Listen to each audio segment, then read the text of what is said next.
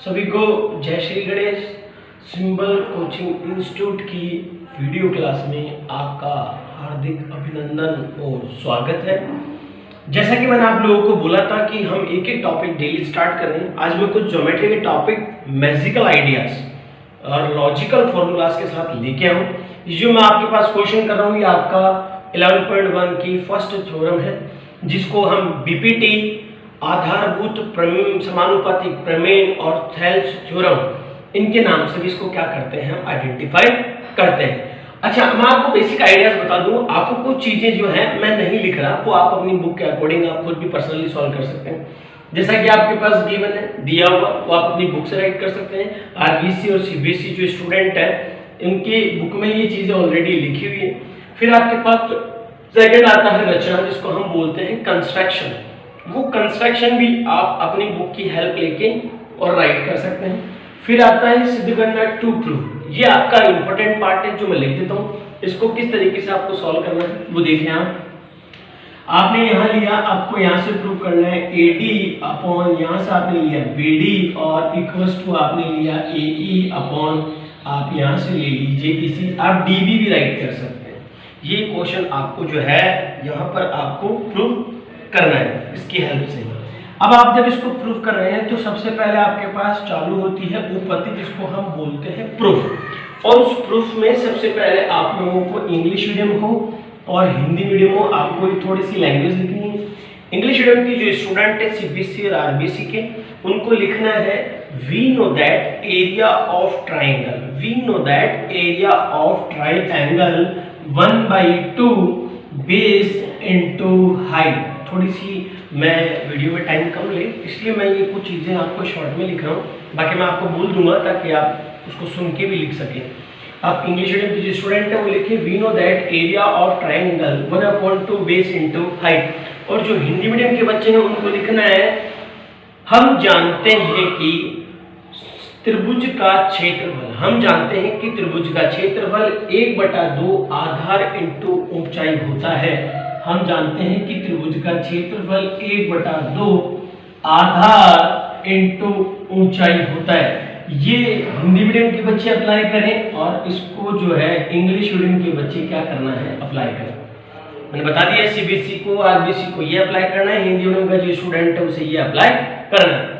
अब आपका जो क्वेश्चन स्टार्ट होता है उसके जस्ट बाद वो यहाँ से है एरिया। इसका मैं आपको परफॉर्मा बता चुका हूँ कि कई स्कूल के जो टीचर्स हैं यहाँ ट्रायंगल लगाते हैं। सीबीएसई की ओल्ड बुक है उसमें यहाँ ट्रायंगल का साइन नहीं लगा हुआ है, डायरेक्ट विदाउट ट्रायंगल के सॉल्व है।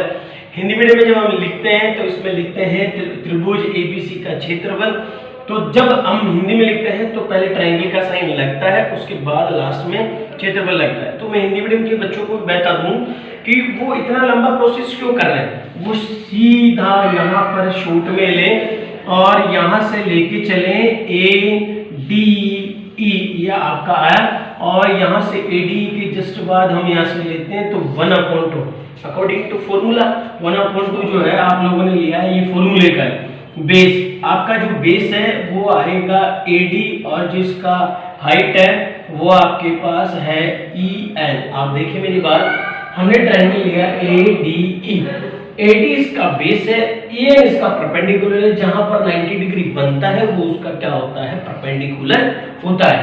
अब आप जैसे यहां से लेंगे तो ये आपकी बनती है इक्वेशन फर्स्ट। फिर सेकंड आप लें एरिया ऑफ ट्रायंगल। आप चाहें तो ट्रायंगल नहीं भी लगा सकते, आप चाहें तो ट्रायंगल लगा सकते हैं, क्योंकि आरबीसी की बुक जो है अभी न्यू पैटर्न में वहां ट्रायंगल का साइन लगा हुआ है, और जो सीबीएसई की ओल्ड बुक है उसमें ट्रायंगल का साइन नहीं लगा। तो आप दोनों ही अप्लाई कर सकते हैं। ट्रायंगल लगाएंगे तब भी आपका क्वेश्चन राइट है, नहीं लगाएंगे तब भी आपका क्वेश्चन राइट है। अब यहाँ से आप लेते हैं तो यहाँ आपके पास आता है BDC इक्वल्स टू 1/2 इनटू, अब इसका जो बेस है वो है BD। इसका रीजन मैं आपको बता दूं, बीपीटी जो थ्योरम है वो थ्योरम ये कहती है कि इसके जो एंगल है, एंगल्स मतलब समकोणीय, जो समान कोण है, और जो इसकी साइड्स है चाहे वो किसी भी लेंथ की हो, चाहे वो 5 हो, 3 हो, 2 हो, चाहे डिफरेंट लेंथ हो, बट जो इसका जो रेशियो होता है, इसका जो अनुपात होता है वो हमेशा समान होता है, इक्वल होता है। ये चाहे इनके जो एंगल्स हैं और चाहे इसकी जो साइड्स हैं वो डिफरेंट हो। एंगल्स तो सेम होते हैं, साइड्स डिफरेंट हो, बट जो इसका जो रेशियो होता है वो हमेशा इक्वल रेशियो होता है। मेरी बात समझे आप, हिंदी में बता रहा हूँ। समान कोणिक जो होते हैं उनकी चाहे भुजाएं अलग अलग लंबाई की हो, जो उनका अनुपात होता है वो हमेशा समान होता है। और अनुपात समान लाने के लिए, होने के लिए हम लोग क्या करेंगे, समान एक ही आधार पे बना, एक ही आधार पे बना होने के कारण इसकी ऊंचाई भी क्या होगी, सेम होगी। सेम बेस पे है इसलिए इसकी जो हाइट है वो भी सेम होगी। तो हाइट भी सेम लेने के लिए हम लोग यहाँ से क्या करेंगे, वापस राइट करेंगे EN। ये इक्वेशन सेकेंड है। अब आपको यहाँ से करना क्या है, फ्रॉम इक्वेशन फर्स्ट एंड आपको यहाँ लिखनी है सेकेंड। हिंदी मीडियम के बच्चों को लिखना है समीकरण 1 व समीकरण 2 से, समीकरण 1 व समीकरण 2 से। आप थोड़ा सा वीडियो को जूम करके हाईलाइट करके देखेंगे तो आपको एक एक वर्ड क्लियरली दिखाई देगा। अब आपको करना क्या है, यहाँ से मैं लिखा area of triangle ADE equals to, अब आप थोड़ा सा इसको इजी ले और इजी, तो मैं आपको एक बार पूरा लिख देता हूँ ताकि आप लोग इसको आराम से क्लियर करें। AD इंटू आप ले यहाँ से EN और फिर आप यहाँ से लेंगे area of triangle BDC equals to 1/2। यहाँ से आप लोग लेंगे BD इंटू EN। अब listen to careful my word, CBSE student and also RBC student. आप देखिए 1/2 से 1/2 कैंसिल होता है, EN से EN कैंसिल होता है। आप देखेंगे तो रिमेनिंग आपके पास ओनली AD अपॉन, यहाँ से आप राइट करेंगे BD और यहाँ आप इसको बना लीजिए इक्वेशन थर्ड। इस तरीके से आप इसको क्या कर सकते हैं, सॉल्व कर सकते हैं। ये आपकी फर्स्ट इक्वेशन थी, ये आपकी सेकंड इक्वेशन थी। दोनों इक्वेशंस को हमने लिया, जो डिजिट कैंसिल हो रही थी हमने उसको कैंसिल किया। बोर्ड में डिजिट्स को कट करना अलाउ नहीं है, तो आप भी कोशिश करें वो डिजिट को अलाउ कट ना करें। इस तरीके से आपकी ये इक्वेशन क्या बन जाती है, थर्ड बन जाती है। आपको मैं आराम से मेरी वीडियो की सहायता से क्लियर दिखाने की कोशिश कर रहा हूँ। इस तरीके से ये आपका इक्वेशन थर्ड जो है वो कंप्लीट होती है। अब ऐसा जो सेम पैटर्न था, यही पैटर्न हम लोग इसमें अप्लाई करें। जैसे कि आपने यूं लिया, अब आपको वही प्रोसेस यूं स्टार्ट करना है। अब मैंने यहाँ से लिया तो मैंने यहाँ से देखा मेरे पास है other triangle, area of triangle, यहाँ से हमने लिया AED, AE और यहाँ से हमने ले लिया D।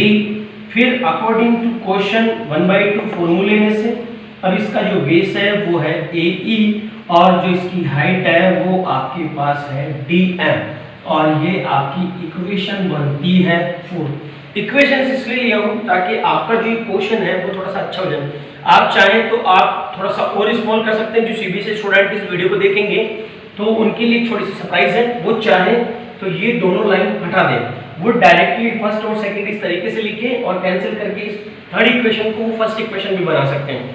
और चाहे तो RBC स्टूडेंट भी ऐसा कर सकते हैं, पर RBC स्टूडेंट को ऐसा प्रेफर करना इसलिए अलाउ नहीं होता क्योंकि बोर्ड कंप्लीट डिटेल मांगता है और बिना डिटेल अगर आप क्वेश्चन सोल्व करते हो तो बोर्ड आपको एग्जाम में नंबर कम देता है।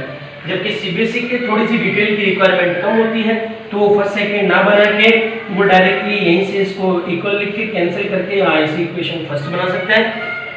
और इस तरीके से ये बना हमारा 4। फिर हम यहाँ से लेते हैं एरिया और फिर आपको यहाँ से लेना है ट्राइंगल DEC, ये आपका आ गया DEC और फिर आप अप्लाई करें 1/2 और यहाँ से आप लेंगे EC इंटू DM। मैंने आपको बता दिया है कि ऐसा हम क्यों करते हैं, क्योंकि बिकॉज फर्स्ट रीजन तो आपका क्योंकि सेम बेस है और सेम बेस है और इसके जो अकॉर्डिंग टू एंगल है और जो इसकी साइड है चाहे वो किसी भी लेंथ की हो तो इसका जो रेशियो होता है वो इक्वल होता है और इक्वल रेशियो के लिए हमने इसकी जो हाइट है वो भी इक्वल है। और इसका जो रीजन है मैं इसे थोड़ा सा बिफोर 2 मिनट पहले बोल चुका हूँ कि ऐसा क्यों होता है।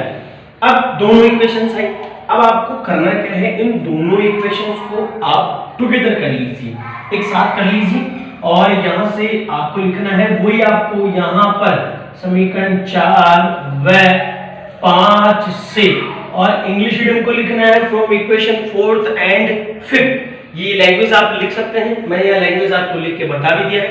अब सीबीएसई स्टूडेंट्स देखें, आपको करना क्या है, यहां से आपने ट्राइंगल AED और इक्वल्स टू 1/2 AE इनटू आपने लिखा DM और इक्वल्स टू अपॉन फिर area of triangle DEC equals to 1/2 EC into आपको DM। अब चाहे तो सीबीएसई स्टूडेंट चाहे कि सर हम इसको ऐसा ना करें, तो सीबीएसई स्टूडेंट फिर दोनों इक्वेशंस पे हटा दें और डायरेक्टली ऐसा ले लें, और यहां से ऐसा लेने के बाद 1/2 कैंसिल, DM से DM कैंसिल, और यहां से AE अपॉन EC ये रिमेनिंग रहता है, जिसको सीबीएसई स्टूडेंट जो है इस वीडियो को देख रहे हैं, सीबीएसई स्टूडेंट जो इस वीडियो को देख रहे हैं वो डायरेक्टली वहां इक्वेशन सेकंड बना देगा और यहाँ इक्वेशन फर्स्ट बना देगा। उनको ये और ये लिखने की रिक्वायरमेंट है, वो ये और ये लिखे भी इस क्वेश्चन को क्या कर सकते हैं, सॉल्व कर सकते हैं। दो एक फर्स्ट इक्वेशन, इससे सेकंड इक्वेशन, डायरेक्ट आप इसे सॉल्व करें और डायरेक्टली आप इसको क्या कर सकते हैं, राइट कर सकते हैं। अच्छा, दूसरा इसके बाद आप लोगों की बुक में इसका एक रीजन लिखा हुआ है, आरबीसी हो चाहे वो सीबीएसई हो, वो आपके पास कंप्लीटली इसका रीजन लिखा हुआ है। वो कंप्लीट रीजन क्या है, ये जो है सेम बेस है, आपको बोल के बता रहा हूँ, लिखने के लिए फिर वीडियो क्वालिटी थोड़ी सी दिक्कत करती है, इसलिए मैं आपको बोल के बता रहा हूँ, आप लिख लें। ये जो सेम बेस है, सेम बेस पे होने के कारण इनका जो रेशियो है वो भी सेम होगा। और अब आप डायरेक्टली इसको आप लिखें, यहां से हमने लिखा, यहां से आप लिखें फ्रॉम इक्वेशन थर्ड एंड यहां से इक्वेशन लिखें 6, थर्ड एंड 6 आप लिखे डायरेक्टली। और सीबीएसई स्टूडेंट फर्स्ट और सेकंड इक्वेशन भी ले सकते हैं, क्योंकि उन्होंने यहाँ पे फर्स्ट और वहां पे सेकंड बनाया, तो वो फर्स्ट और सेकंड भी लिख सकते हैं। अब आरबीसी की जो स्टूडेंट है वो थर्ड इक्वेशन ये वाली है और 6 इक्वेशन ये वाली है। अब कई बार क्या होता है, जो सीबीएसई की बुक है, उस सीबीएसई की बुक में उन्होंने क्या कर रखा है, एक तो ये ट्रायंगल लिया है और ये ट्रायंगल लिया, आप ये भी फॉलो कर सकते हो।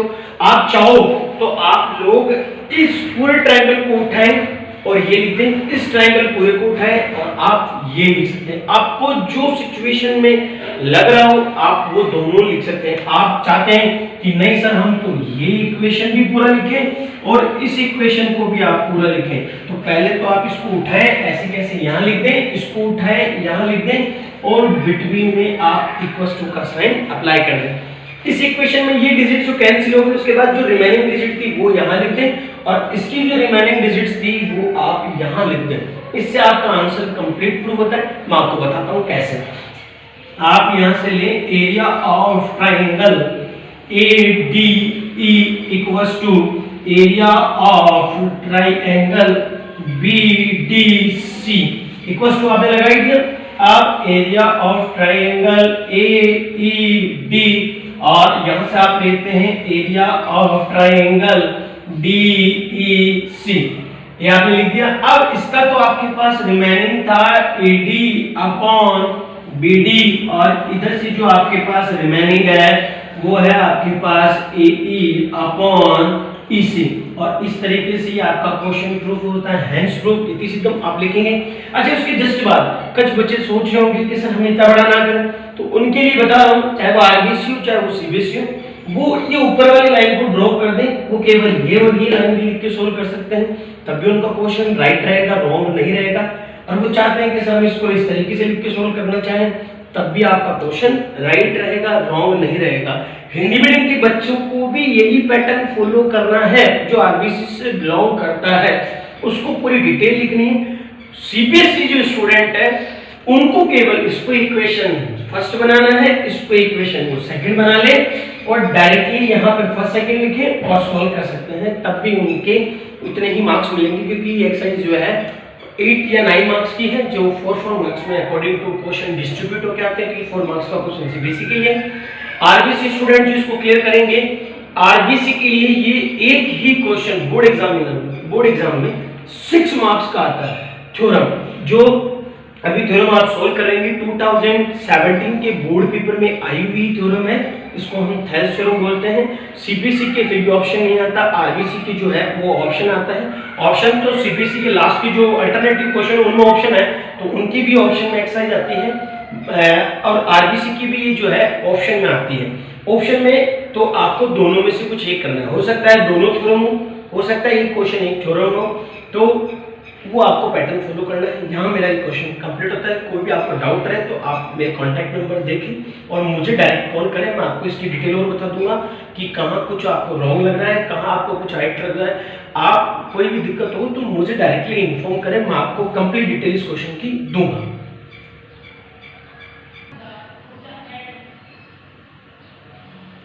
जैसा कि अभी हमने 11.1 थ्योरम कंप्लीट की, अब हमारे पास आती है 11.2 थ्योरम, कन्वर्स ऑफ बीपीटी, विलोम प्रमेय, जिसे हम बोलते हैं कन्वर्स ऑफ बीपीटी विलोम प्रमेय। ये 11.1 की कन्वर्स अपोजिट थ्योरम है, जो सीबीएसई स्टूडेंट और आरबीसी स्टूडेंट दोनों के लिए ही इंपॉर्टेंट है। मैं आपको सिलेक्टेड थ्योरम ही करवाऊंगा जो आपके एग्जाम के लिए वेरी मोस्ट ऑफ इम्पोर्टेंट है, और जो एग्जाम में आती है, आ चुकी है, वही थ्योरम मैं आपको बता रहा हूँ। ऐसे ज़्यादा डीपली अपन एंट्री करके हर क्वेश्चन को कंप्लीट नहीं करेंगे। देखें आप, यह आपकी है थ्योरम, वही आपको स्टार्टिंग से गिवन लिखना है। ABC is a triangle D and E intersecting points, और इसी गिवन में आपको अब लिखना है AD upon BD equals to, आपको यहाँ से लिखना है AE अपॉन EC। ये भी आपने पहले प्रूफ किया था, ये अब आपके पास गिवन है। कंस्ट्रक्शन में लिखना है आपको, कंस्ट्रक्शन में draw other line DF from point D, draw other line DF from point D, बिंदु D से अन्य रेखा DF खींची, बिंदु B से अन्य रेखा DF खींची। ये आपने कंस्ट्रक्शन लिख दिया है। अब आपको यहाँ पर क्या करना है, प्रूफ करना है। अब आप प्रूफ कर रहे हैं तो आपको यहाँ इसमें लिखना है कि DE parallel BC, DE parallel BC, ये आपको बताना है। तो सबसे पहले आप जब प्रूफ करते हैं तो यहाँ आपको लेट करना है, assume, let assume, let be, और जो हिंदी मीडियम की स्टूडेंट है उनको यहाँ पर लिखना है माना की, यहाँ से वो लिखेंगे माना की।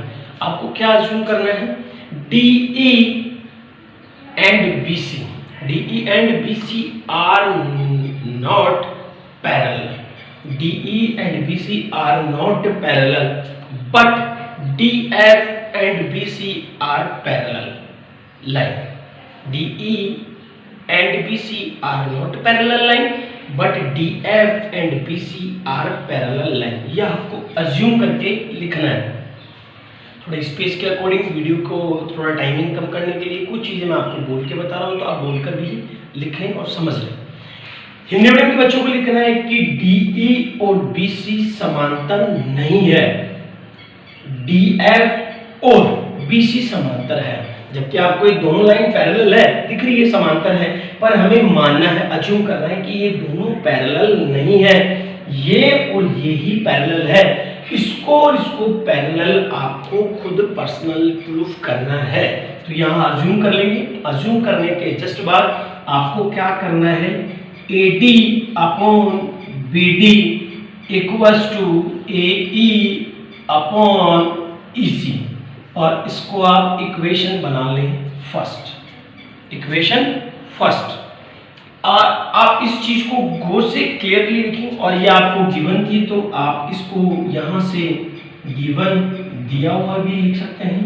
मेरी बात आप फिर गौर से सुने, जब तक आप इन दोनों लाइंस को, ये जो लाइन मैं बता रहा हूँ, आप अगर ये लाइन नहीं लिखते हो तो आपका क्वेश्चन प्रूव करने का कोई मतलब नहीं है।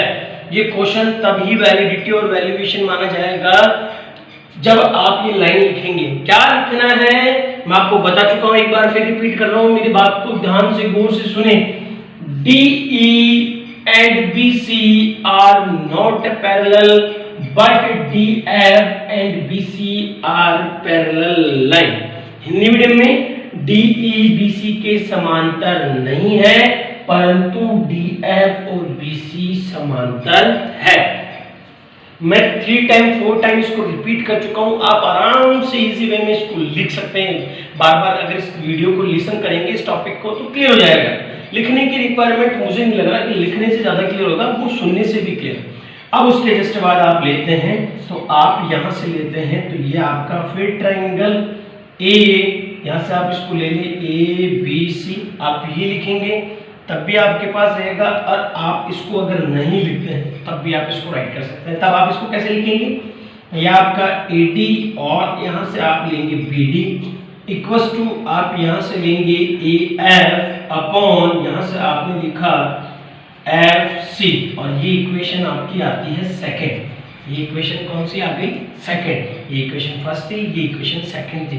अब आपको क्या करना है, दोनों इक्वेशंस को साथ लेके चलना है, और दोनों इक्वेशंस आप साथ लेके चलेंगे तो आप देखें आपको यहाँ बहुत इजी वे में यहाँ से आपको लैंग्वेज लिखनी है from equation first and second. यहाँ से हिंदी में लिखेंगे समीकरण 1 व समीकरण 2 से, समीकरण 1 व समीकरण 2 से from equation first and second. अब आप आगे लें तो आप एक चीज नोट करें, AD अपॉन BD कैंसिल है, यहां से जो रिमेनिंग है वो आप लिखें AE अपॉन EC। इसके जस्ट बाद आप यहां से लिखें AF, आपने यहां से लिखा AF अपॉन FC, ये आपने यहाँ पे लिख लिया है। अब आपको लग रहा है वो क्वेश्चन बहुत छोटा है, छोटा नहीं है, आप डिटेल लिखेंगे, पूरी कंप्लीट अज्यूम भी लिखेंगे, इक्वेशन भी लिखेंगे, तो आपको ये क्वेश्चन बड़ा सारा दिखेगा। CBSE स्टूडेंट और RBC स्टूडेंट दोनों को इसमें कुछ भी कम नहीं करना है, दोनों को कंप्लीट डिटेल ही लिखनी है। जहां कम होता है CBSE के लिए मैं ऑटोमेटिकली बोल देता हूं कि उनको ये वर्ड नहीं लिखने हैं, और RBC को तो वैसे भी कंप्लीट डिटेल ही लिखनी है, CBSE को भी इस क्वेश्चन में कंप्लीट डिटेल लिखनी है। अब आप देखें, जब भी हम किसी साइड को कंप्लीट प्रूफ करते हैं, इस थ्योरम को जब आप पढ़ेंगे तो इस थ्योरम में आपको उसने क्लियरली बोला है कि ये थ्योरम है वो थर्ड साइड की क्या होती है, पैरेलल। तो फर्स्ट सेकंड साइड तो ये है, थर्ड साइड आपकी ये थी, बट अब इसको फर्स्ट सेकंड मान के इसको थर्ड कर दिया गया है, BC को फर्स्ट सेकंड, ये थर्ड साइड है। अब आपको इस लाइन को इसके पैरेलल करना है, तब आपको इसके लिए क्या करना होता है, जब भी थर्ड साइड के पैरेलल करना होता है कंप्लीट नेम लाना है। मेरी बात को आप वो सुने, मैं आपको और नए तरीके से बताता हूँ। जब भी आपको कंप्लीट नेम लाना होता है तो कंप्लीट नेम लाने के लिए आप क्या करें, इसके बोथ साइड आप क्या कर दें, 1 ऐड कर दें, बोथ साइड आप 1 ऐड कर दें, बोथ साइड 1 ऐड कर देंगे तो आपका क्वेश्चन और भी इंटरेस्टिंग आपको यहाँ बन जाता है। अब अपॉन में आपको डिजिट दिखाई देती है तो आपको इसका क्या लेना है, एलसीएम। हमने इसका एलसीएम लिया इधर से और हमने इसका एलसीएम लिया इधर से। इसका एलसीएम इसी होता है, इसी से इसी कैंसिल तो रिमेनिंग AE रहता है, और 1 से इसको डिवाइड करते हैं तो हमारे पास ये EC रहता है। FC से FC कैंसिल है और यहाँ आपका AF है, और इसको आप कैंसिल करते हैं तो ये आपका FC है। और आपको मैं बता दूं थोड़ा सा समझाने के लिए, आप देखेंगे तो AF और FC जब हम ऐड करते हैं तो ये हमारे पास बनता है AC। ये आपको समझाने के लिए मैं टॉपिक को साइड में लिख रहा हूँ। फिर आप यहाँ देखेंगे तो AE और EC जब हम ऐड करते हैं तब भी आपके पास बनता है AC। अब आपको दिक्कत नहीं होगी कि मैंने ऐसी क्यों लिखा है, यहाँ से इन दोनों को जब ऐड करते हैं तब भी ये AC बनता है। ये आपका यहाँ से AC अपॉन, यहाँ से आपने राइट किया AC, और यहाँ से आप राइट करते हैं AC अपॉन FC। आपको बता रखा हूँ मैं, इसका रूल है जब भी डिजिट इक्वल हो, साइन इक्वल हो, तो आप डिजिट से डिजिट कैंसिल, तो इससे आप इसको कैंसिल कर सकते हैं। आप इसको डायरेक्टली U भी लिख सकते हैं, AC अपॉन, ये आपका राइट होता है FC, AC अपॉन FC। अब इसके लिए आपको एक लाइन लिखनी है। CBSE जो है उसके थर्ड एक्सरसाइज है जिसमें उसने एक वर्ड पढ़ा होगा AB upon A2, B1 upon B2, C1 upon C2, उसमें आता है पैरेलल, कंसिडेंट, इनकंसिडेंट लाइन, जो मैंने आज से लगभग अप्रोक्सीमेटली 15 डेज बिफोर जो वीडियो मैंने अपलोड किया है फेसबुक पे और यूट्यूब पे, आप उसमें जाके इस टॉपिक को क्लियर कर सकते हैं। तब आपको लिखना है कि जब भी ऐसा कुछ होता है A1 upon A2, B1 upon B2, और C1/C2 ऐसा आप लोगों ने सबने स्टडी करा होगा। सीबीएसई स्टूडेंट और आरबीसी स्टूडेंट, आरबीसी की 4th चैप्टर है, सीबीएसई की 3rd चैप्टर है, तब ही ये पॉसिबल है। जब भी लाइन पैरेलल आती है, when be possible these line are coincidents line. Coincidents line ये है तभी संभव है जब ये रेखाएं क्या होती है, समपाती होती है। ये तभी संभव है जब ये रेखाएं क्या होती है, समपाती होती है। दिस लाइन आर कोइंसिडेंट, तब ही पॉसिबल है। और उस लाइन को लिखने के बाद आप लिखेंगे सो दैट, इसीलिए डीई जो है वो पैरेलल है बीसी के, और आप यहां से लिखेंगे हेंस प्रूव इति।